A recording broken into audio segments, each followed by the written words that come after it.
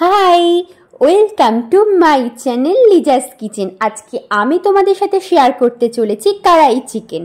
প্রথমে সমস্ত উপকরণ আমি রেডি করে নিয়েছি। চিকেন, পেঁয়াজ, ক্যাপসিকাম, টমেটো কুচি, আদা রসুন বাটা, গোটা গরম মশলা ও তেল। চলো এবার তাহলে রান্নাটা শুরু করা যাক। কড়াইয়ে সর্ষের তেল গরম করে গোটা গরম মশলা দিয়ে পেঁয়াজ কুচি, ক্যাপসিকাম কুচি আর টমেটো কুচি দিয়ে একটু অল্প ভেজে নেব। বাদামি রং এসে গেলে তার মধ্যে গরম জলে ধুয়ে রাখা চিকেন, যেটা আমি একদম প্রথমেই ধুয়ে রেখে দিয়েছিলাম, এরপর সাথে আদা রসুন বাটা দিয়ে কষতে থাকবো যতক্ষণ না কাঁচা গন্ধটা যায়।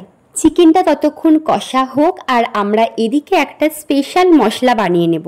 তার জন্য একটা বাটিতে হলুদ গুঁড়ো, লঙ্কা গুঁড়ো, নুন আর সামান্য পরিমাণে জল দিয়ে মিক্স করে চিকেনের মধ্যে দিয়ে দেব। ভালো করে নেড়ে চেড়ে আমি খুব অল্প পরিমাণে জল অ্যাড করব চিকেনটা সেদ্ধ করার জন্য। খুব বেশি জল কিন্তু আমি অ্যাড করছি না, তোমরা জলটা বুঝে দেবে। মিনিট 15 পর দেখবে চিকেনটা সেদ্ধ হয়ে গেছে আর ওপর থেকে তেল ছাড়তে শুরু করেছে। এবার অন্য একটা ফ্রাইং প্যানে ক্যাপসিকাম কুচি আর পেঁয়াজ কুচি আমি সতে করে নেব। কিছুটা দেব গার্নিশিংয়ে আর কিছুটা চিকেনেই অ্যাড করব।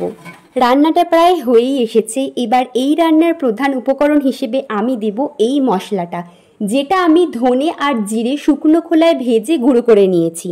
এবার সতে করে রাখা পেঁয়াজ কুচি আর ক্যাপসিকাম কুচি আমি উপর থেকে ছড়িয়ে ভালো করে মিক্স করে নেব। তোমরা রান্নার শেষে কাসুরি মেথি আর ধনেপাতা অ্যাড করতে পারো, আমার কাছে ছিল না তাই আমি অ্যাড করিনি। তো যাই হোক, রান্নাটা কিন্তু রেডি। আর দেখে কিন্তু আমি আর নিজেও লোভ সামলাতে পারছি না। এবার দেখো আমি ভালো করে সুন্দর করে গার্নিশিং করে নিচ্ছি পেঁয়াজ আর ক্যাপসিকাম দিয়ে।